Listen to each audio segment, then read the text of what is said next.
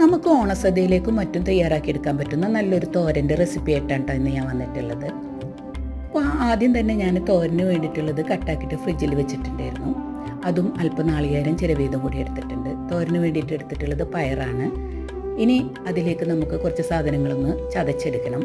ഒരു 5-6 ചുവന്നുള്ളിയും 2-3 വെളുത്തുള്ളിയും 2 ഉണക്കമുളക്, ഒരു പച്ചമുളക്, അല്പം നല്ല ജീരകം, പിന്നെ അല്പം നാളികേരം ചേർത്ത് കൊടുക്കാം. അല്പം മഞ്ഞൾപ്പൊടിയും ഉപ്പും കൂടെ ചേർത്തിട്ട് ഒന്ന് ചതച്ചെടുത്തിട്ട് മാറ്റി വെക്കാട്ടോ. ഇനി ഒരു പാൻ സ്റ്റൗവിൽ വെച്ചിട്ട് വെളിച്ചെണ്ണ ഒഴിച്ച് കൊടുക്കാം. കടുക് ഇട്ട് കൊടുക്കാം. 2 ഉണക്കമുളകും വേപ്പിലയും ചേർത്ത് കൊടുത്തിട്ട് അതിലോട്ട് നമ്മൾ ചതച്ച് വെച്ച ചമ്മന്തി ഉണ്ടല്ലോ അതും കൂടെ ചേർത്ത് കൊടുത്തിട്ട് 5 മിനിറ്റ് നേരം നമ്മളതൊന്ന് വറുത്തെടുക്കാം.